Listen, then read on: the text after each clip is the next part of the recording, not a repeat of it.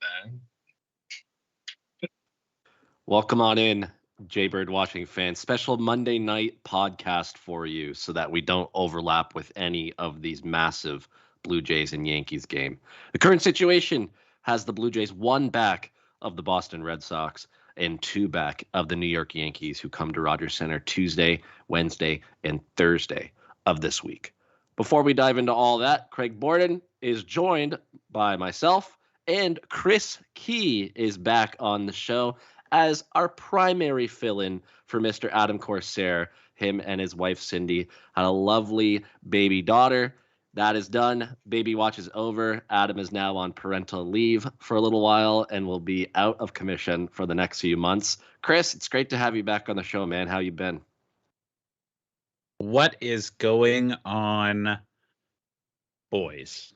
Other than the stress-inducing, anxiety-driven, vomit-inducing games that we've been watching, life is good. You haven't noticed that like my beard is getting slightly longer in this one spot here on camera because I keep pulling at it. Yeah, and more gray. Just one spot. Yes. By the end of the week, it'll be bald probably. I'm gonna have to shave. Yeah, you might have no hair left actually by the end of the week. That's just the way it's been going. But yeah, Chris, it's great to have you back. Obviously, Adam will be out of commission for a few weeks, and probably most of the shows will have you on as often as you can give us the time for. You'll be our primary fill-in for Mr. Corsair for the foreseeable future until he returns from parental leave. But let's dive into it, gentlemen. We are doing this special, again, Monday night podcast. This is the first time, Craig, I think we've done a Jaybird watching on a day not named Thursday or Wednesday in like maybe a year and a bit. Like it's been quite a while. So it's a little weird. It feels like it should be Wednesday or Thursday, but the week's just getting started. But again, we did not want to interrupt or record during any of these upcoming three games. But guys, let's set the scene. The Blue Jays left Tropicana Field last week, Wednesday, down half a game on the New York Yankees. And they had a chance to make that up on Thursday and tie them yet again in the standings. And because they had the tiebreaker in the season series, they would have been in a playoff spot before the Yankees and the Red Sox started their three-game series at Fenway Park. The Blue Jays proceed to lose again on Friday, starting a nightmarish start to that series against the Minnesota Twins. Blue Jays Twitter's panicking. They see the Yankees win and go up a game, and then they right the ship. They get the W on Saturday behind Robbie Ray and another good outing from Alek Manoah on Sunday. But unfortunately, apparently all of us Blue Jays fans who wanted the Red Sox to win and thought they were going to win 2 out of 3, or maybe even sweep the Yankees, were very disappointed that Boston did not help them out at all. So that is why the Blue Jays are 2 back of New York and 1 back of the Boston Red Sox. So, Chris, you're our guest, and you are the primary fill-in for Adam. Let's start with you on this one. What the hell happened on Thursday and Friday last week? After we left the Trop, I think everybody was okay. I don't think anybody expected them to win the series against Tampa Bay at Tropicana Field, given the history. It just seems like it's a cursed place. But then they go into Minnesota with Steven Matz on Thursday and Jose Barrios on Friday, and they lose both of those games. And that was all the Yankees needed to capitalize and start kind of running away with it a little bit. So what the hell happened? I can tell you that there were 27 men left on base in those 2 games. That's it. Yeah. They didn't hit. The pitching was just good enough. Maybe not so much on, Thursday was a little bit more of a blowout than Friday. The boys just didn't hit when they needed to. And that seems to be, doesn't that seem to be kind of the story of the year? The pitching has been fairly steady and a hell of a lot better than what any of us probably could have predicted at the beginning of the year.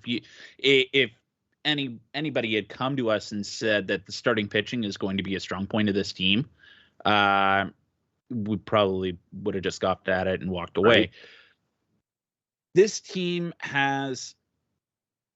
they have such a tough time just when they can't get going right away with runners in scoring position. It doesn't seem like they ever really make it back, other than that 10-game stretch or whatever it was. That this team, it seems that they fight themselves so much, doesn't it, at the plate, that they're their own worst enemy. And like, I don't know if you guys are feeling it, and it was actually my wife that pointed it out to me, was that, does it not feel like Bo Bichette is kind of missing right now? A little bit. Like, whenever he comes up to the plate with somebody on base, it feels like he's going to strike out flailing at something. And I feel like that's a huge problem for this team. Is the solution to that bumping Teo up? I don't think it would hurt, but I think that's by far and away the reason why those first two games went as poorly as they did for the Blue Jays. Craig, why don't you give us your 2 cents on what happened on Thursday and Friday? Thursday and Friday, I agree with Chris. The fact is the offense couldn't get off the bench, right? We pitched well enough to be in the games, but to that point, didn't have enough offense to back anything up. So in the midst of that, there's no way in hell they were going to win those first two games with that going on. It was just too much in the wrong direction. And there was even some fielding miscues. It almost looked like they were pressing a little bit. So not terribly shocked that the way things went the way they did. But the fact that they turned around the weekend and was able to make a positive out of it and come out of that series 500, I think says something to the team and where they could be trending. They know what's going on. They're, regardless of the fact that Charlie Montoyo says he doesn't check the standings every morning. We know he's checking the standings. They do. That's a line of BS. That's Right. just, purely for the media, right? Just to, give him a little nudge. Oh, I don't care about that. Don't worry about it. And if he didn't really care about that, there's no way in hell he has a job in Major League Baseball. There's just no way of saying it. Yeah. But to that point, I think we saw the bats come alive enough. The fact that George Springer ended up finally getting some good hits after he hit the home run on Saturday, and then I think he went 3 for 4 in the game Sunday, correct? He did. So, in doing what all things good with him do, and hitting the ball, hard line drives, that home run he hit on Sunday was even more impressive than the one he hit on Saturday. So, you get him right at the top of that order, everything else falls into place. And I think that as bad as those first two games go with the Twins, that just showed the flaws in this team and why they need to try covering that up with the offense. And they do have enough to cover up that other stuff when that offense is clicking. And they just got to find a way to beat good pitching. And those games, that wasn't the best pitching that they should have been facing. No. Look, I can probably give them a little bit of a slide with Michael Pineda because he kept them in check the week before. And you know what? It is very tough to sweep a 4-game series on the road, regardless of who you're playing. I know they did it against the Yankees back in early September, which really propelled them on this run and got them so much closer. But that was the first time they were swept at Yankee Stadium by the Blue Jays since 2003, but then also never had the lead in that series since 1904 or something crazy, that crazy stat. So it's tough to do. Yeah. So I think we all expected, Craig, in the last show that we had Adam on, and Chris, I don't know about you, but I think the majority of Blue Jays fans would have been completely happy with 3 of 4 in that series. Even if you won Thursday, you win Thursday, you get everything back even, and say you drop Friday while the Yankees won. Then if you won 3 of 4, you'd probably be 1 back in this series against the Yankees as opposed to 2. And that's the thing that's tough is, you know what, at the end of the day, the split really wasn't that bad, all things considered. I know that it's not the team we were hoping would be just 1 up on Toronto, especially because Boston's schedule is very soft the rest of the way out, but they still have an opportunity to take care of their own business for the next little while. But you both said something that we should elaborate on a little bit more. It feels like, to Chris, your point, when the Blue Jays were winning and they won those 8 games in a row and they did 10 out of 12 and then whatever that crazy streak was back in September, Bo was coming up with the big hits and everybody was hitting at that time. Things slow down a little bit. I think it just shows how important Bo Bichette is to this offense, especially when he's batting cleanup. You get George Springer going in on base. You get Simeon on base. And Vlad has been on base a ton, and he's actually been hitting a lot lately, but there's nobody been on in front of him. So Bo comes up with a couple runners on. It does seem like he's pressing a little bit lately, but he was the one that said after they swept Oakland back in the beginning of September, he's like, we needed that to realize how good we were.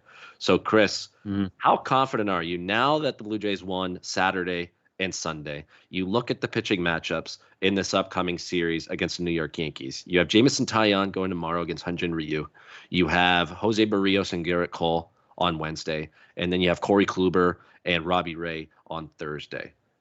Do you think maybe these last two games, plus the fact that there's going to be increased attendance to 30,000 and 15,000 was loud? Like, they made a lot of noise. This is going to sound a lot louder, and it is a huge series. So how confident are you feeling that the Blue Jays going into this series against the Yankees can either leave or welcome Baltimore in just one back of New York, or a potential sweep of this series to go one up on them as they go into the Baltimore series? How confident are you that they can turn it around a little bit? Well, I wasn't feeling confident, but now you have me all hyped up for it. So, Start the hype video. Try, man. Try. Okay. There's two really main things that are going to go along with this, and one, I do not fear Garrett Cole as much as the rest of the league because this team mashes velocity, and they've done it against Cole a couple of times this year. Barrios has been pitching really well lately. Not worried about that game at all. Not worried about Robbie Ray because Robbie Ray for life. That's easy. Kluber is washed up trash. Don't worry about him. Where to that point, though, he's had something in the tank all of a sudden the last few games for the Yankees. But to that point, I agree with you that Corey Kluber is not the Corey Kluber of old. Yeah.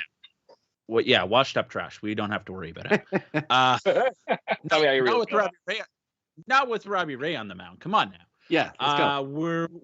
What we do have to worry about is what version of Hyun-Jin Ryu are we gonna get? Yes. And that is at the forefront of a lot of Blue Jays fans' minds right now.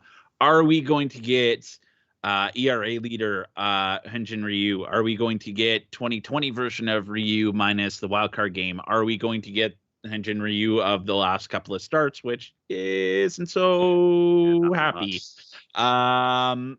Or are we going to get the Hyun-Jin Ryu that's been pitching against New York Yankees this year, which has been really good. I don't have the numbers in front of me right now, but he's been really, really good against the Yankees this year. So the question is, which Ryu are we going to get?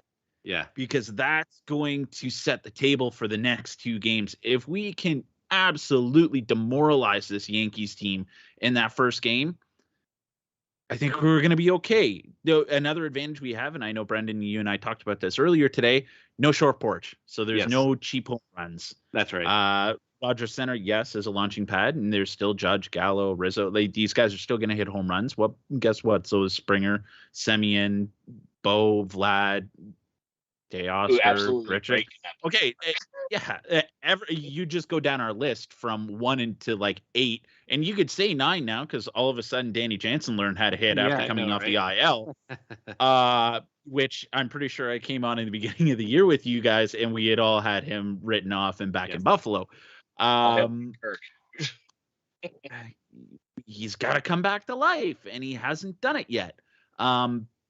Those are the two things. We hit velocity, which is great, and we're going to be fine that way with Garrett Cole. Do not fear Garrett Cole unless we get angry Cole, which then makes me a little worried. But what Ryu are we going to get on Tuesday night? Yeah, that'll be very key, extremely key, as Mr. Chris Key says. Craig, George Springer did heat up, as you mentioned, in the last two games against the Minnesota Twins. So how key will George Springer be to get this series off to a good start on Tuesday? I think, like I said, he sets the tone for this lineup. Whether it's either he gets on base or if it's an actual nice little home run to start off this thing, he is easily going to set the tone for this offense come tomorrow at 7 o'clock. It doesn't shock me. As soon as we hopefully have a shutdown inning in the first inning. And just to point that out, we all know how well, Hyun-Jin Ryu pitches on more than 6 days rest. He's had 11 days at this point. To the tune of apparently he has a sub-3 ERA as I'm looking here when you go to more than 6 days of rest before this season. It blew up a little bit, but 3.29. I'm not splitting hairs. So, but to that point, I agree with you that if you get Springer right, and we've seen him do what he did over the weekend here, and against some the one thing that I want to say is that the Twins have a stellar bullpen, regardless of what's going Yeah. on. They might not have that lockdown closer, but Springer hitting that home run in the 7th inning on Saturday says something. Him hitting that, I think it was in the 5th inning, I believe it was off of their second guy the bullpen and on Sunday. But to that point, getting Springer going is key, and then it just creates that just onslaught. It sets that confidence level for this team. Between that, something like that, getting off to a good start offensively and pitching wise with what is now 30,000 screaming Canadians, there is going to be a little bit of a fire lit under their ass. Just saying. Yeah, I mean, they better. Rogers Center stocked up on their beer. Yeah. There's gonna be Well, a to that lot of point, beer it's sales. just more screaming. Yeah. Go Blue Jays. Oh no. I'm all out of beer. Yeah, they better. Yeah, no, it's gonna be crazy. It's gonna be awesome seeing 30,000 fans there and seeing the 500 level somewhat busy yet again. I mean, hey, we said it at the top of the show. 15,000 people did make a lot of noise in some of those games. Just imagine what that's going to be doubled. Imagine what it would be if it was sold out for this series. Like that's honestly would be incredible. It should be. You think fans need to be coming out of the woodwork here. Yeah, exactly. So yeah, but let's expand on Hyun-Jin Ryu a little bit because he's kicking things off in this series. And Craig, Chris brought up he has pitched very, very well against the Yankees so far this year, and the Yankees aren't very favorable against non-velocity. And I think that's why Ryu has done very well against him. Relies on location, can get it inside. And the interesting thing was about his start against Minnesota before he went on the injured list. He had one of the highest velocities, if not the highest velocity of his season so far in that start against Minnesota. But he missed his spots. So I'm hoping that with some extra rest, some increased velocity, and there's always the increase of velocity with Hyun-Jin Ryu on a couple extra days rest, that the trend will continue and that he will continue to beat the New York Yankees or at least keep them in the game, as you said. So are you feeling nervous? Are you feeling confident about Hyun-Jin Ryu starting? Or are you more so expecting, you know what, maybe he goes out, gives you 5-6 innings, the Yankees score a couple runs? Because in my mind, it's more the fact that Jameson Taillon is coming off the injured list and the Blue Jays did hit Taillon earlier in the year. That's what's giving me confidence about tomorrow's game, not Hyun-Jin Ryu necessarily. I am expecting him to pitch okay and keep them in it, but I do think the bats are going to get off to a good start. So where are you at with your confident level in game one tomorrow? So this is some weird stuff with Ryu's stats for this season, and it just doesn't make any rhyme or reason. He has a better pitching percentage in every category against teams that are better than 500. It's the teams that are below 500 that are kicking his butt. That's true. Has Baltimore beat him a few times? So there's 3 teams he's done really, really well against this year: Baltimore, Minnesota, and the Yankees. Those 3 teams are his best statistics for the whole season. The Tigers beat him up, the Indians beat him up, and so did the Boston Red Sox. But to that point, it is what it is. But he's only, the one bad game really blew him up against the Red Sox. But so far this year against the Yankees, he has a .188 batting average against him in 91 plate appearances. That's a good enough sample size that I'm leaning in the direction I'm trusting him and hoping he can hold him to 3 runs. If you hold the Yankees offense to 3 runs and we get to Taillon, Ryu did exactly what we needed him to do. Right. Because it's at least not diving us into the bullpen too fucking early in game one. Yeah, it's going to screw up the remainder of the series. Because honestly, that is my biggest fear for tomorrow. Mm-hmm. Yeah, I was gonna say what's a win with Ryu right now? 5 innings, maybe 3 runs. I'd be fine with it. I was 5 or getting into the 6, 3 runs. Agreed. I think you have to be happy with that at this point. Easily, 100%. And if he gives you 7 and 1 run, then you're over the moon, excited. You're loving it. Yeah, exactly. Yeah. To Craig's reaction right there. There'll be a lot of that at the Rogers Center tomorrow night. If that's the case. So yeah, no, I agree with you that if we can get 5 and 3 earned runs out of him, I would. Obviously he does better than that's a win. But yeah, absolutely. To that point, the Blue Jays hitting can back him up, and I think that can happen against Taillon coming back from the IL. And he's just hoping to get right. Yeah. Because the Yankees need him for a playoff push just as much as anybody else. It's amazing the fact that their pitching has been able to string along enough to the fact that they were counting on a lot of innings from Corey Kluber, him, and even the fact that Garrett Cole missed a few outings. Right. So there's been a lot, just as much disarray in the Yankees roster as there has been for the Toronto Blue Jays this year. And it has been amazing that both of these teams are even in this conversation in September baseball going into October. Yeah, no, absolutely. Chris, where are you at with your confidence level in Ryu yesterday? Let's say that bar is 5 innings or going into the 6th and giving up 2 or 3 runs. Are you confident that's what he's going to deliver tomorrow? Because as we said up at the top, it has not been very pretty the last probably month before he went on the injured list. So where's your confidence level at that Ryu can at least deliver what we just said would be a win? No. Tell me how you really feel. Yeah. He's ready for Hatch to come in the 3rd. Okay, now here's the thing. Ryu's coming off the IL, so he's pitching on longer rest. We know in the past he's pitched a lot better with longer rest. What have you seen in the last month that suggests that he's going to come out and do what we want him to? Not a lot. So you got to show me before I can have any kind of confidence in you. I know he's pitched well against the Yankees. I know he's supposed to be our top gun. I'm not confident at all. Yeah. But I'm not confident. Okay. My whole speech before about how Robbie Ray for life and I'm not afraid of cold.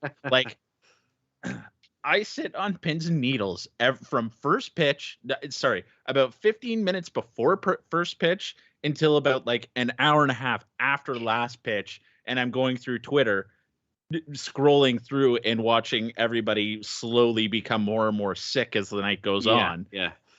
But that's what this is. And am I confident in Ryu to get with the question? No, but you kind of have to be as well. Yeah. If that makes sense. You have. He's the guy out there. He's throwing. Whether they have mats ready, to come in. Yeah. I think you have to as well, because Stripling doesn't give me any kind of confidence right now. Merriweather doesn't give me any kind of confidence right now. So you have to have mats at the ready. I'm gonna say, and if for some miracle Ryu gets through 7 innings and then you go to either Simber or Pearson or Richards or Mesa and then Romano and everything is peachy with the world. Right. You have to have mats ready for that game against for Barrios, and you have to have that game or have mats ready for the game against. If anything goes squirrely in the first 2 or 3 innings, mats has to come in easily, not to say that mats is going to be a godsend and change the game for us at all, but you have to keep everything in check and you have to keep the game close. You have to give the offense a chance to come back. Yeah, you have to give them a chance to hit the ball. You have to. Yeah. So why don't we? If you go 1-2 this series, then you might as well just start Pearson and start Merriweather against Baltimore. Yeah. Unless Boston gets swept, but still, we're gonna talk about that in a minute. So there's a lot going on here. It's not just the Blue Jays and Yankees. Let's elaborate on Steven Matz a little bit, because I know Adam was the exact same way as you are, Chris, when we recorded on Wednesday after the game, and we were talking about what was likely to happen with Ryu starting Tuesday. This not only lines them up for Tuesday, it also lines them up for Sunday, which is the last day of the season. And if he goes out there and has a bit of a rough outing tomorrow and they lose, let's say they do manage to win the last 2 of the series and then we sweep Baltimore, because that's probably what it'll have to take at that point. You have Ryu lined up for game 162. So what? Yeah, I know that's where it gets a little dicey. And I guess that's where I want to go with this next, as we talked about Steven Matz. Matz has been better than Ryu the last little while. I know there's last outing against Minnesota on Thursday. You're stressing me out already. I'm going to go back to pull my beard. This is what it's all about. There's no game, and I'm already stressing. I'm sweating. This is good. I'm going to not feel feelings anymore. I'm going to just take this. I'm sorry, boys, but this is just what it's come down to. It is all stress for the rest of the season, unless they just totally blow chunks in this 3-game series, and then we'd all be stress-free on the weekend and probably watch football or something. But yeah, so I guess that's less stress. Yeah, that's a lot less stressful. But I guess I don't know which one of you want to take it first. Chris, you can go and run with this one. Is why didn't they go with Steven Matz tomorrow? I know Matz didn't pitch well on the Thursday before. The last time he faced the Yankees, he actually pitched quite well in that 4-game series, and he's pitched well since the All-Star break. And you think, okay, you have Matz lined up for game 162 at that point, especially because you don't know what you're going to get from Ryu. So I don't know. I think maybe all of our thought processes are you start Ryu and just what you just said. Matz is there for the second inning or the third inning. If Ryu gets in trouble in the first, he gets out of it. He gets a couple base runners on in the second. Matz is ready to go. But why didn't they just decide to start Steven Matz? Because Hyun-Jin Ryu is making $20 million. Yeah. And that's the only reason. He's more of your sure thing, is what it really comes down to. I know Matz has been quote unquote better this year than he has been, but Ryu has been good until the last month. But right. I feel with Matz, and Manoah's done this the last couple of outings as well, is Matz can fight through 5 innings. He can battle. Ryu cannot fight through 5 innings. He's either got it or he's flaming hot garbage. Yeah. And that's the difference. And for me right now, I would rather a guy that can fight and give me 5 innings. Yeah, yeah. No, I'm with you. It's one of those things that, honestly, how much do you think of this is because they want to make sure that they have Ryu right-ish for a playoff run? They're going to let him go out there and just see what happens, because he's got, honestly, guys, him and Matz are probably the guys that are out in the 3-man rotation for the playoffs. So you got to have them somewhere. You're throwing Ryu and all that money into the bullpen at that point. They want to make sure that he has some innings before that. So even if he won't come out of the bullpen. I'm with you. No. And you know what? I said this. He won't come out of the bullpen. I said this a couple weeks ago to Adam and to you, Craig, when we were recording. That's why if they do get in, the $20 million that Chris just said, why he's starting tomorrow and lined up for 162, you paid him all that money, the significance of the signing, he would get a playoff start if they get into a DS. Yeah. And he may only get one. Yeah. Like if you make it to the I guess it'd be the CS. Then he may not, because you could screw around with things a little bit more, and there's an off day in there. You could run with 3 men. Yeah. And if something happens to Ray at that point where he's pitching on short rest and gets hurt, well, then you have no commitment to him next year. Right. But to that point, you have a valuable arm in your bullpen for like a Randy Johnson situation. I know he doesn't throw heat, so don't make that comparison. But the fact that you have somebody that can go out and throw junk for an inning or two, if you did get off to that bad start with any starter in the 5-game series, anyways. I know I'm getting way ahead of myself, but yeah. without him playing tomorrow, you don't even know what you have, because honestly, guys, I don't know what you guys saw from him his last few starts. I'm wondering how much he was actually legit healthy in those 2 outings. And he was trying to be that guy and just power through, because he is supposed to be the guy for this team. Yeah. And to that point, I don't know. And like I said, I'm using him tomorrow as a complete wild card against the Yankees. But soon as, like you guys said, I'm pulling that ripcord on that parachute pretty damn quickly. Very fast. Just bring Steven Matz in. Yeah. Even if you got to pull Ryu in the 3rd inning, and do it, you think you might need Matz, and all of a sudden you're like, oh, or you don't think you need Matz, and all of a sudden you're like, oh shit, we need him for a few innings. You put Pearson in for an inning, blow him out of the water, especially if it's anywhere near the top of that order. You blow him away for an inning and then bring Matz in to clean up 3 or so innings through the middle. Yeah, because he can warm up faster than Matz would. Yeah, exactly. Plus, we've seen it too, that Ryu tends, if he has problems, he's right off the bat, or it's like that second or third time back around the lineup. If you have Matz ready to plug into that second time through the lineup, fine, fucking do it. Just let him run through it. It'll really mess with the Yankee hitters. I know it's 2 lefties, but it's 2 different kinds of lefties. Yeah, very much so. Yeah. Now, I know I've already written off Stripling, but wasn't he really good against the Yankees this year? I think he had 1 or 2 good starts for sure. I know he started that second game. Yeah, pull it up, Mr. Stat. Yeah, I'm almost positive he had one like really, really good start against them, and then another one that was pretty good. Yeah, Other than because the one that I keep on thinking of is the second game of the year when he started, but that was before the mechanical adjustment. After mechanical adjustment, I'm pretty sure he's had at least one really good one. Yeah, I don't know. I don't know where Stripling fits in the rest of the way, to be honest. Like he's there in case of an emergency with Barrios or Ray on Thursday, maybe, but that's also kind of what you have Matt's back there for. Yeah, you 22 runs against the Orioles, and then you throw him out there for 4 innings. Yeah, hey, let's do that. It doesn't show on Baseball Reference, but he did have 2 starts against the Yankees, 46 players play appearances by Yankee hitters, 3.5 ERA. Yeah, see, that's not bad. Yeah, and the first start was bad. Yeah. Okay. Yeah. Oh, actually, I take it back. It was 10 innings, 4.5 ERA. That was that. I was looking at his strikeouts. Okay. Okay, maybe he wasn't so. They break it up really weird on Baseball Reference. I screwed up.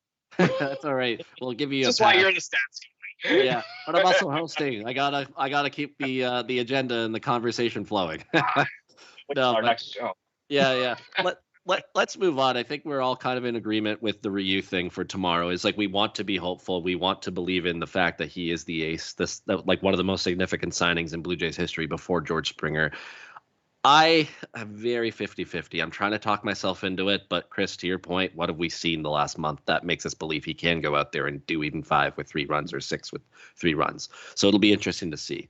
The middle game is where things get interesting because it's Garrett Cole.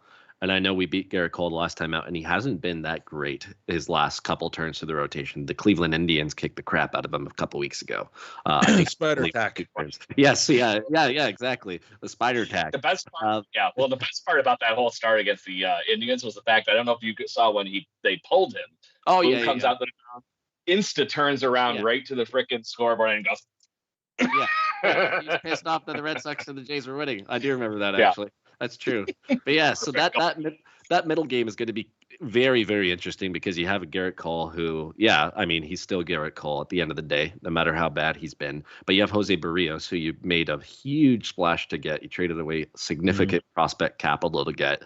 So, Craig, if you are ranking your confidence in game number 2, knowing that you're going up against Garrett Cole, knowing that Barrios has pitched very, very well since his mechanical adjustment and trip to Mr. Pete Walker, since that Tigers series, how are you feeling for the second game? Because this is the way it's going to go in my mind, guys. If they win 2 out of 3 or they sweep, I think tomorrow you have to win. You start off with a win, get that gap between you and the Yankees down to 1 game.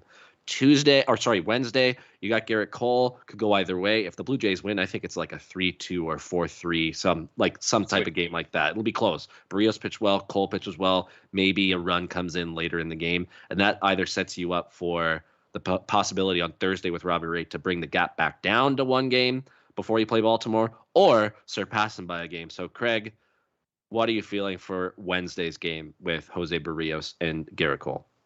You ready for sweeping declarations? Yes. What is it?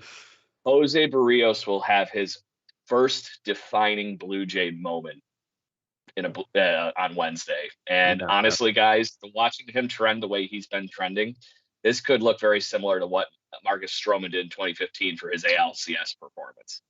It's going to be something epic, I think. He's very similar, as much as I just don't even want to make this comparison because I like Barrios so much more than Stroman. Yeah. But to that point, they are 2 very similar players where they feed off of the environment. This is full-scale Blue Jay fandom that he's going to experience for the first time, and I think he's going to use that as a weapon to destroy Yankee hitters. I really do. And watching him pitch and these mechanical changes and everything, I've only seen him getting stronger and stronger each start. So I really think that this is going to be a threat for the New York Yankees come Wednesday. And to your point, though, I don't think it's going to be a crazy runaway scoring game for either side. This is going to be one of those things where Garrett Cole and him are going to go toe to toe, and it's going to look like a future Cy Young battle in the next couple of years. And I think it's going to be something that Blue Jays fans are going to really remember. Yeah. Chris, how about you? To go with what Craig was saying about feeding off the energy, that's why I wish Manoah was pitching in this series. Yeah, I really wish Manoah was pitching in this series. That just it kind of just clicked, and that just it sent lots of happy thoughts in my mind. Yes. The Blue Jays Exactly. need to get. No, I still think he's too young to deal with it too. Is the other No, I catch. don't I like think so at the all. Baltimore series I so don't think much. so at all. No, I think Manoah thrives in those moments. There's an interesting kind of psychological game with that, isn't there? And by no means am I a professional in this field at all, but that some people have it, some people don't. And Manoah is somebody who thrives under pressure, just like Marcus Stroman does. Like you see how Stroman pitches in these big games, and there's something that just clicks and a switch turns on in their head, and it's very, very interesting and magical to watch, isn't it? Yeah. Where were we? So Rios, Cole. Yeah, No. Rios, Cole. There we go. The Blue Jays need to get to Garrett Cole in the first inning. Yeah. If they don't get to him in the first inning, we're gonna have all sorts of trouble with him. You got to score 2, maybe 3 in that first inning to get him a little shaky, and make him battle. You got to run that pit as much as you don't want to really run into the New York bullpen. The front half of the New York bullpen is flaming hot garbage. Yes, Once you get into the back end of that bullpen, it seems now that Chapman's kind of figured things out. You don't want to be in a close. Yeah, he's human trash, but anywho. I think that's Yeah, I know. I keep telling you guys exactly how I feel tonight. And it feels Hey, good. bring it on. Bring I it. always like having you on this show. Honestly, Yeah. it plays well here on the barroom chat. Yeah. So, but if you can get to Cole and run that pitch count up early, you got a really good chance in that game. But if you let Cole get comfy and he has, I don't know, a 10, 12 pitch first inning, we're going to be in trouble. Yeah. We'll fight.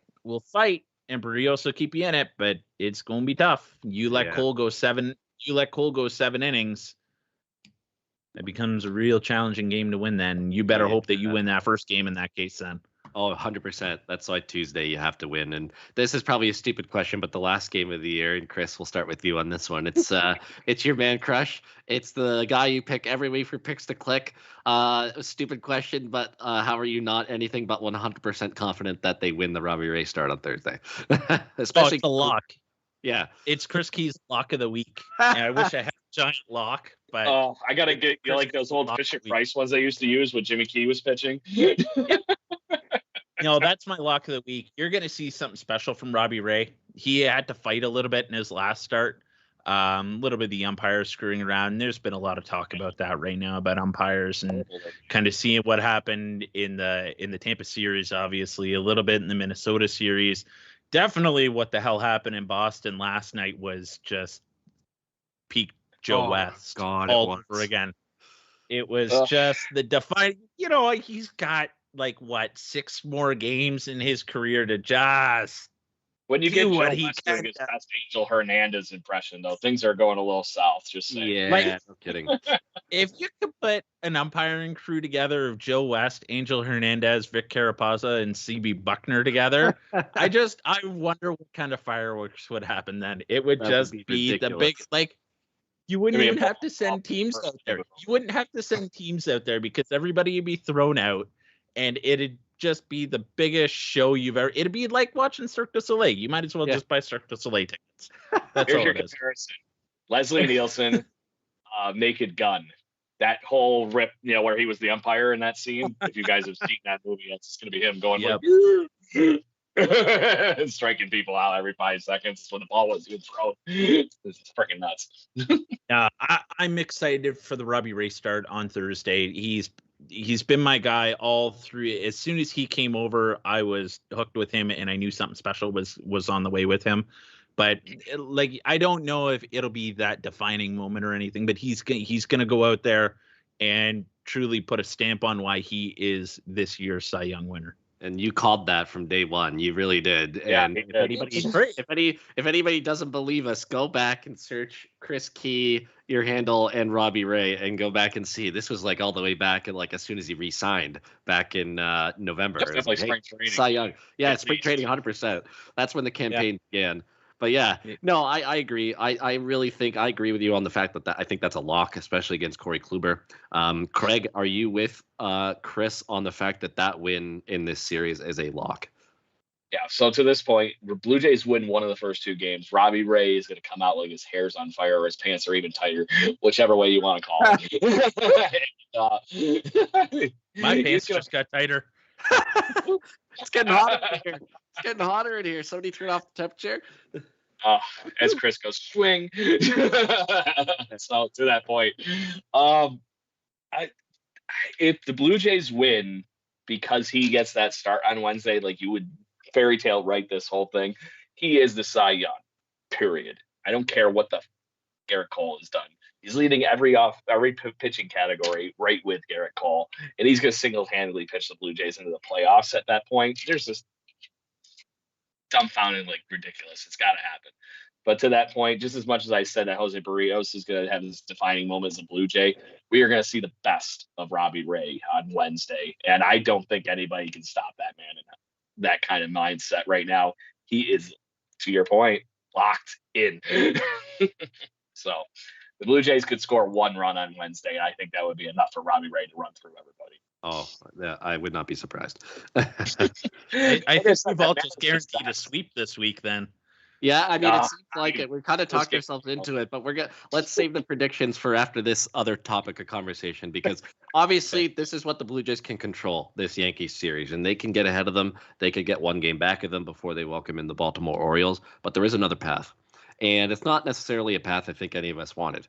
And that was Yeah, very much not. The other path is hoping that Baltimore and the Washington Nationals can steal a couple games from the Boston Red Sox this week. I personally don't think the Red Sox are going to run the table here. I think they cough one up against Baltimore, and I think they cough one up against Washington. I think they go 4-2 this week is what I'm saying the Boston Red Sox do. But that being said, Craig, are you more confident in being able to catch and surpass the Boston Red Sox versus the New York Yankees? Or are you still wanting, like, I don't know how confident you are in that with given the fact they're playing Baltimore and Washington, but I think a couple losses are in there. So if they mix in 2 losses, you go 5-1, then you have a tie with Baltimore or with Boston at that point. But I don't know. Where do you sit on that path? To this point, unfortunately, it's too easy for the Red Sox, in my opinion, to take one of these wild card spots back from the Blue Jays or the Yankees. And it's just the writing's on the wall, I think, regardless of the fact that they lost 5, I think, in a row. Well, 3 in a row, just the Yankees. I thought they lost a couple in the series before. But to that point, the Yankees got to turn around after playing us. And like I said, there's no way in hell that this is not going to be a bloodbath between these two teams the next 3 days. That we might as well marquee that, you know what I mean? But the Yankees turn around and have to go play Tampa. That's, I think, the bigger thing here than anything. And I think with the Blue Jays turning around and being able to hopefully, if they take a game or 2, then the Yankees knowing that they can go and take at least probably 2 from the Orioles, because the Orioles somehow manage to steal 1 from us every goddamn time. That the Rays, even their bench players, they always have the math to seem like they know how to beat the damn Yankees. So I'm hinging all my money if the Blue Jays somehow caught this series up on the fact that the Rays are still going to be a pain in the ass for the New York Yankees that last series of the baseball this year.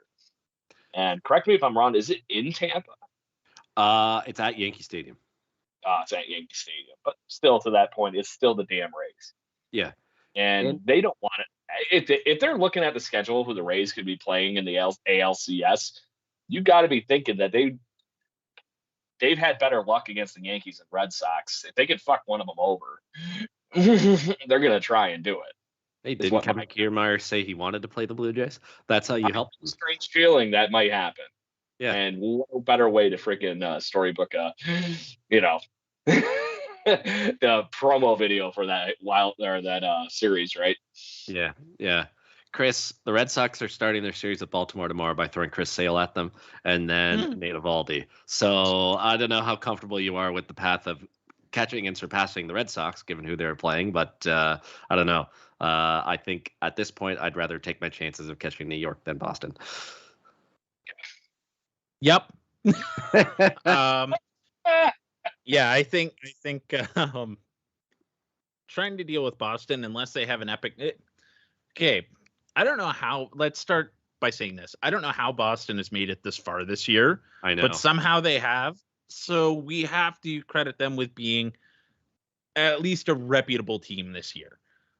I'm not going to go as far to say that they're a good team because I still don't believe that they are a good team, but they are a reputable team, and we have to respect that. Are the Yankees a good team as well? It depends on what week it is. Are the Blue Jays a good team? Also depends on which week it is. Every team that's not a flawed team in our freaking division somehow is the Tampa Bay. Yeah. Boston with the Washington Nationals and the Baltimore Orioles, I believe Boston does take care of business, and they punch their ticket probably sooner than later, I'm going to say. To expand on this topic, our best and easiest option or way to get to the playoffs is through 163. And I believe that's exactly what it is going to come down to. It's not crazy. It's not crazy. And that's actually a really good segue because this is the last topic I want to get into before we get into making our official predictions, putting that down in writing or words and picks to click is Jeff Passan tweeted today. And this is crazy because it all sounds like it very much could happen. If the Blue Jays take 2 to 3 from the Yankees and sweep the Orioles, all of which is very possible, you go 5-1. The Yankees then take 2 or 3 from the Tampa Bay Rays, and the Red Sox win 4 of 6 against Baltimore and Washington. All that sounds like it could very well happen. If that happens, you have a 3-way tie for 2 wildcard spots. And as Jeff Passan says, I love chaos. And then that goes into a whole bunch of tiebreaker scenarios that are way too complicated to explain on here and would take way too long. And I don't want to go off on that sort of a tangent.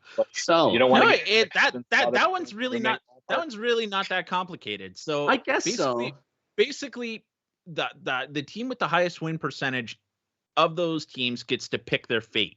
Right. So you get to choose whether you take option A or option B. So option A is you go straight to the winner's gate or straight to the wild card, I guess. Is it straight to the wild card, or you get 2 shots at it?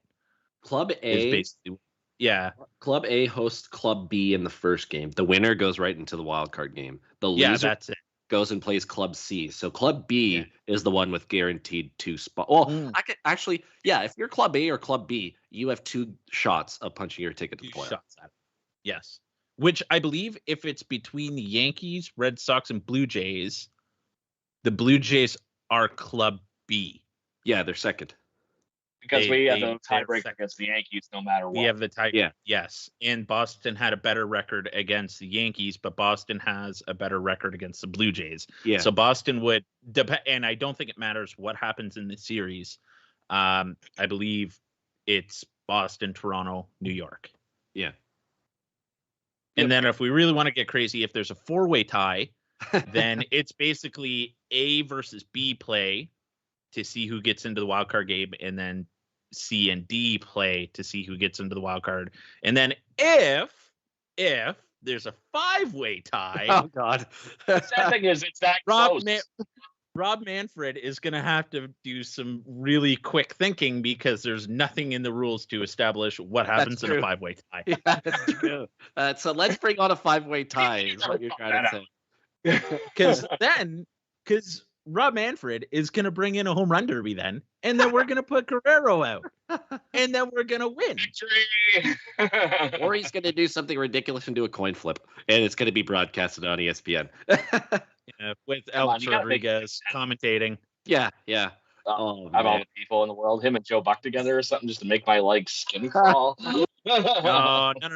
A-Rod and Harold Reynolds. Yeah, that's fair. But yeah, I know the controversy with Reynolds, but I don't care. I can hear. And a drunk Buck Martinez. Yes. He will be very drunk. We're just there for useless commentary as well. You got to hit the ball into the field to actually get hits, right? You have to hit the ball in the air for it to go. To make a very quick comment about our commentators lately, I've really enjoyed Tabler with Schulman. Yeah, they've been fantastic. That's worked. Really good. I'm surprised, but that has worked. Yeah. Like all these years, everybody thought that Tabler was the problem. Maybe Buck isn't feeding him enough. Yeah.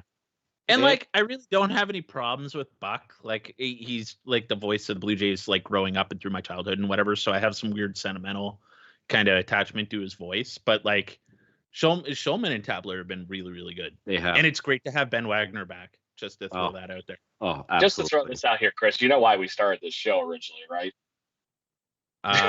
Lame excuse to get drunk once a week.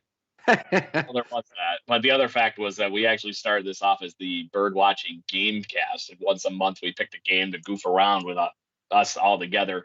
So you didn't have to listen to the audio from the ball game. You could listen to us instead. We did it live during the game all the time. And I started doing it. I had Brendan, Adam, all these people coming on for a bit inning here and there, and it worked out very fun to the point that Brendan and I were like, you know what, we should just make our own show. And here we are. And here we are all these years later. It's part of the Fan Side Network, ironically. Yes, that's true.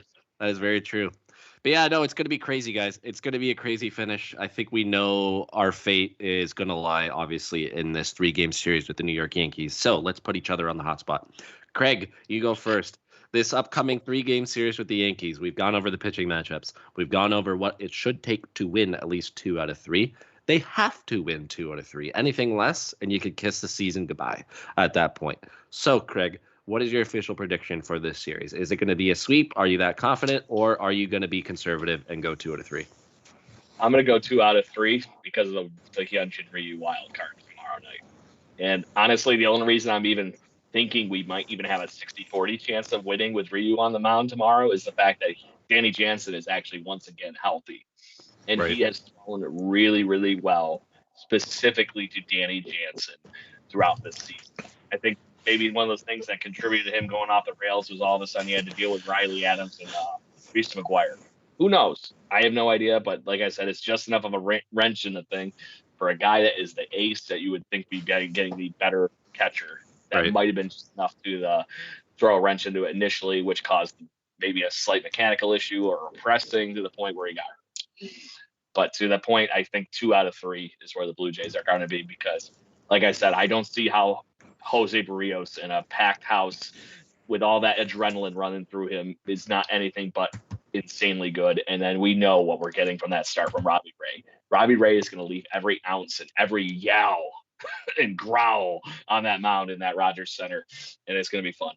So where you're going is they lose Tuesday, so they lose tomorrow to go 3 back. You win the last 2 of the series to go into Baltimore 1 back. And unfortunately, as much as I don't want to say it, I'm having trouble swallowing the fact that it's going to be anything different. Yeah. Okay. All right, Chris, where are you going? I think we lost him. Oh, it says you're muted. You're on mute. There you are. There I am. I'm going to go 1 and 2. 1 and 2? Yeah, I'm going to go 1 and 2 so then I'm not disappointed, but then I can be ultra happy when they go 2 and 1 or 3, Yes. Yes. There it is. Yeah. This is tough. I actually do think they win Ryu. I think they win Ryu's start tomorrow. I really do. And that's more so for the fact that Jameson Taillon's pitching, and I think they score some runs early. So they bring the gap down to 1 game. I think they lose the middle game, personally. I don't think they beat Garrett Cole. I think Garrett Cole's going to come back, get himself right before the playoffs. I do think it'll be close. I think it'll be like a 3-2, 4-3 type of game. Barrios is going to pitch well. And then Robbie Ray delivers like we all have said and agreed he will. I think at the end of the day, the Blue Jays go into hosting Baltimore and the Yankees go into hosting the Rays. 1 game up.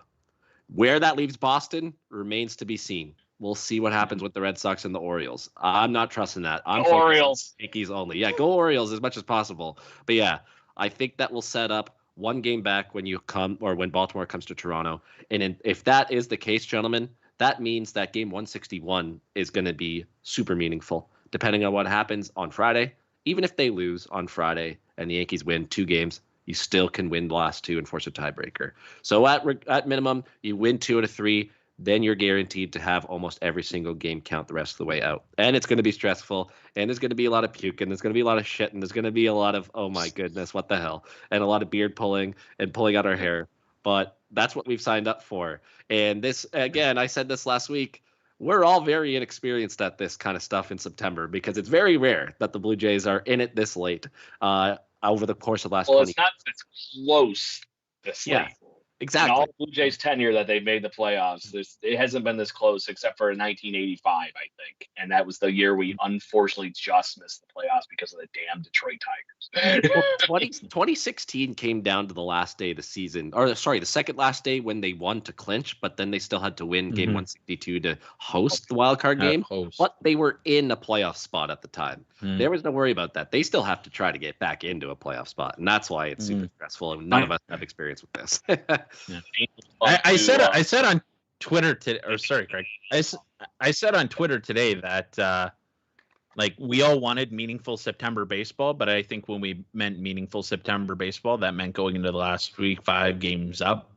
Yes. Instead of this, because this is not healthy for any of us. No, like it's the not. hospitals are full. The hospitals are already full with COVID patients. Like they don't need people for like just anxiety and stress and stress and heart attacks. Oh goodness. Symptoms. But to that point, I saw my fingernails and I drank too much because Ryu got shelled in the second inning. Now I have to have my stomach pumped. Depression. Yes. But anyway, as I was mentioning, if you guys can't wait till game time tomorrow, there's a really good documentary on the Blue Jays for 1985 on YouTube. Check it out. It was really, really cool and fun to watch. So as a I was only born in 84, so I heard about this, so I had to watch. But do you guys see tomorrow being maybe a slugfest because of the back and forth to both those pitchers coming back from the IL, really? Yes. Yeah. That's where I'm thinking. I'm thinking something ridiculous, like it's going to be a 15-16 ball game. Oh, jeez. Oh, not quite that. I'm thinking like the fuck out of each other. 8-6 or that's what I was something in that range is probably. But then they're going to surprise us. Just weird feeling. Do nothing. Just weird feeling that something offensive is going to be ridiculous tomorrow. The other 2 games are going to be so out. Especially with the way the Yankees are hitting right now, too, right? Like Stanton's coming up with some massive hits. Like they're playing horrible defense. They're playing defense of the 2020 Blue Jays, but the Blue Jays. The ticket to this essentially is the Blue Jays need to capitalize on those moments. They need to come up big when the Yankees play horrible defense. Gardner's going to come up and do something stupid and just. I get a little bit annoyed when like Blue Jays Twitter goes off the handle with Brett Gardner because like secretly I love Brett Gardner because he's one of those guys that you just loathe. Yeah. But like I want him on our team so bad. Like he's one of those guys that you want on your team so bad, but like when you're playing against him, you're like, this guy again. He's a grinder. I'm with you, 100%. Like that I get annoyed when everybody's like, Brett Gardner again. It's like, well, of course, like he's done it for the last 34 years against the Blue Jays. Like, man. Yeah, it's going to be stressful. We got you covered for at least this episode as kind of like your preview for the next 6 days and more specifically the next 3 days because that's what the season's going to come down to. Craig, I'm turning it over to you. You have the list of picks to click. We'll go over last week. Do. We have Chris's pick already locked in. None of us picked Robbie Ray last week, so that is in contention. I'm changing mine. Because he's actually going to be on the show. He feels like he can change it. Yeah. No, well, okay. Don't get me wrong. Robbie Ray is going to be Robbie Ray, and it's going to be the greatest thing we've ever seen from him. But I'll let you guys pick first, and then if you don't pick my pick to click, then I will pick mine. But if one of you does, then I will go with Robbie Ray. Okay. There it is. So I'm going to actually, because I forgot to put it on Twitter, I'm going to use him as the tiebreaker for the week before. So not this previous week, but the week before. Adam, that's a lot of beers ago. Yeah, I know. Well, just before your wedding, that week, all right. So because I watched a lot of Blue Jays that week. Yeah. Yes. Semi and Vladder. It was Semi and Vladder, right? That week, Vlad didn't drive in a lot of runs that week. I feel that was kind of the start of Bo's scuffling, so I'm gonna have to go with Semien. I kind of was in that same ballpark. So, Brendan, you once again are just continuing to bury everybody because that's where we were leaning everybody because we were all like, well, they all had kind of shitty weeks. Yeah, that was the week the offense went on a drought. Yeah. So last week, Brendan had Springer, Adam had Teoscar, and then I had Vlad, and you had Robbie Ray.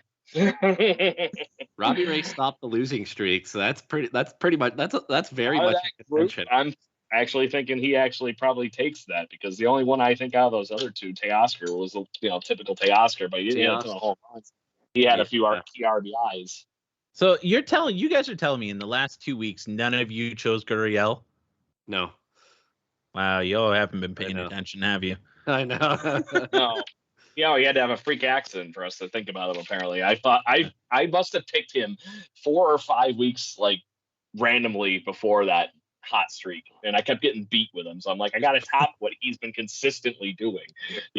He's very quietly so good. Like last year he hit 300 and nobody 60 games, whatever. But if he didn't start so bad this year, he would have been hitting over 300 again. Oh, easily.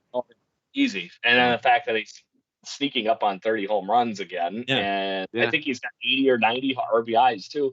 He's had one of the best Blue Jays seasons that we've had from a 7-hitter ever. Just saying. Yeah. So I don't want to see any of these tweets through the offseason of Jose Ramirez for Lourdes Gurriel. Trade all the prospects you want, but you get rid of Gurriel. You're losing quite a bit out of this lineup that Jose Ramirez isn't going to give you back.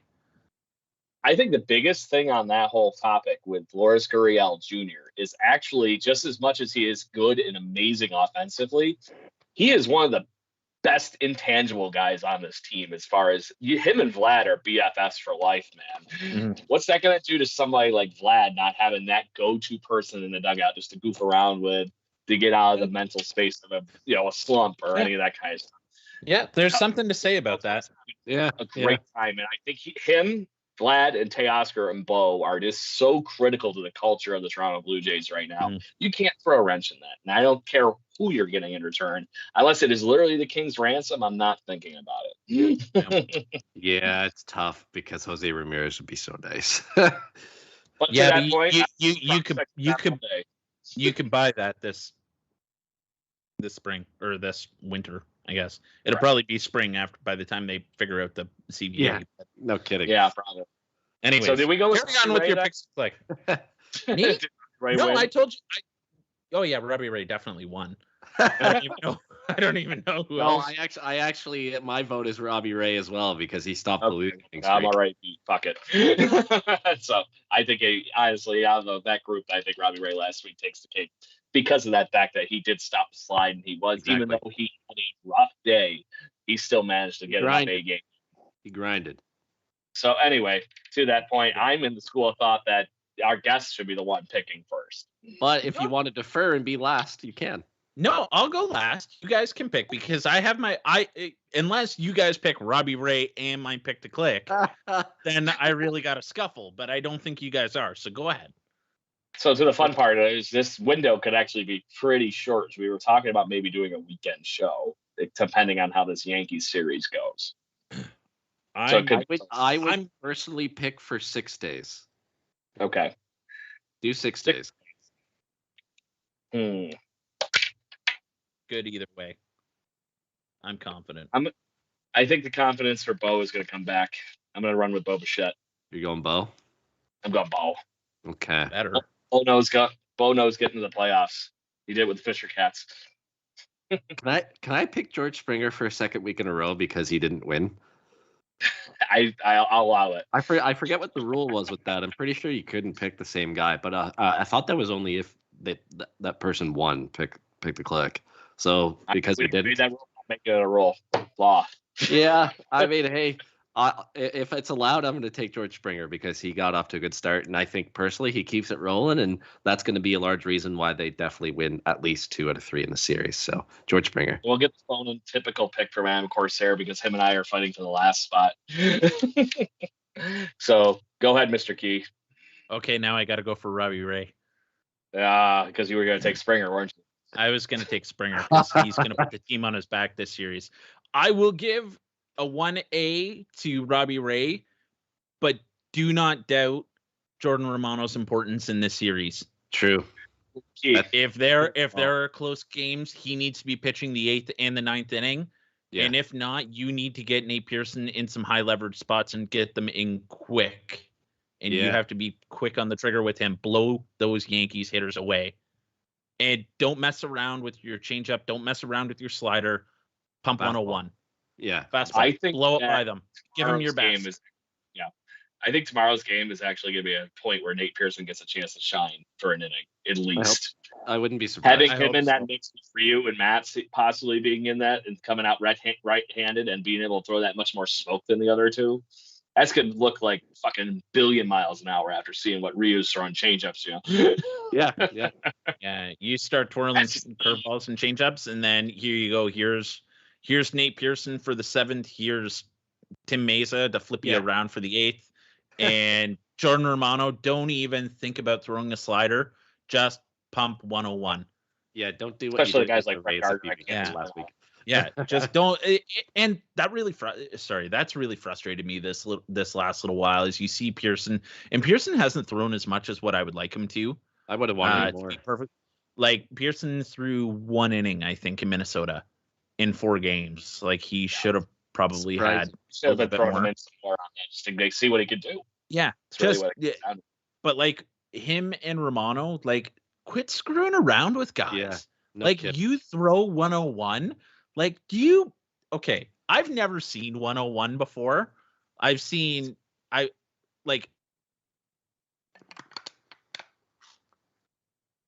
lost him again. So from my description of friends that played in minor league baseball and saw a few guys that pitched in the 100s and whatnot, they more or less described it to me like this. Yes, you're back. 90s fastball, you can still see the seams. 100 miles an hour just looks like a goddamn blur going by you. Yeah, like I played fastball, so like people weren't throwing anywhere near that. I might be on a different microphone. I might sound a little different. You're good now. But like, yeah, you're good. There were some people throwing some wacky stuff for that. So, but like, I've never seen 101. But like, to wrap your head around trying to hit something coming at you at 101 miles per hour with movement. Scary. Why are you even wasting your time throwing anything else? I agree. I agree. Up, down, in, out, 101. Give it to them. Yeah. If Aaron Judge tees one up because you're throwing 101, I'm good with it. Like personally, I'm good with it. But you're going out there throwing your number one. Yeah, like they're giving you your best with like everybody's best at that point. And if you get beat on it, so be it. Yeah, completely agree. One thing I want to see happen though, if Nate Pearson is the first one out of the bullpen tomorrow after Ryu, I want to see him just throw a changeup up there first because they're going to be all geared up for the fastball to steal a strike. Yeah. Watch them swing out of their shoes. Watch Stanton do a fucking drill into the ground, whoever it might be. That will be just epically hilarious, and I want to see it. I just want to see him buckle somebody's knee on a changeup right out of the bullpen. It'll be hysterical. Yeah, that'd be fun. That's what they should have done to Alcides Escobar in the 2015 ALCS. He was just sitting dead red, and guess what? Oh, I know. That's what happens. And to that point, I don't care whose red it is. If you're sitting on it, that's the reason you change speeds, right? It's in and out, up and down. And there's something to say that I think that's the part of Nate Pearson's game that needs to evolve. But the fact that he does have ridiculous stuff that he should be throwing as hard as he fucking can out of the goddamn bullpen. Yeah. All right. Go ahead. Do it. Run with it. Well, gentlemen, we have our work cut out for us. We will keep you posted on how this week goes with the Toronto Blue Jays. As Craig mentioned, we might potentially come back at you with a weekend episode depending on how things go. We will do our best. We'll look at our schedules and go from there, see what the deal is. But yeah, needless to say, this is the week where everything's got to go. 2 out of 3 at minimum. 3 out of 3 take the sweep. That would be incredible, and go 1 up on the Yankees going into Baltimore, welcoming Baltimore to Toronto would be absolutely incredible. But Craig, Chris, were there any final comments? Anything from the Twitter feed that came in before we sign off? Good. All good to go? All good to go? All right, gentlemen. Well, everybody, thank you for listening to this special Monday night Jaybird watching. We wanted to get our little Yankees series preview in. And again, this is the third episode that we are part of Jay's Journal, the official podcast of Jay's Journal by Minute Media. Sweet. It's awesome. Check us out on jaysjournal.com, on YouTube, wherever it is, and Stadium Scene as well. Shout out to Stadium Scene. Adam, we miss you, man. We got a fantastic fill-in for you as often as Chris Key will be able to join us. So take your time. We found our Santiago Espinal. Yeah, exactly. We found our nice. I feel like I'm a little more hard hitting than Espinal. Come on. But you have awesome leather. I'm okay. Save that for later. Come on, Craig. There it is. Yeah, save it for later. Come on now. I feel like I'm more of a Jake Lamb when he makes contact.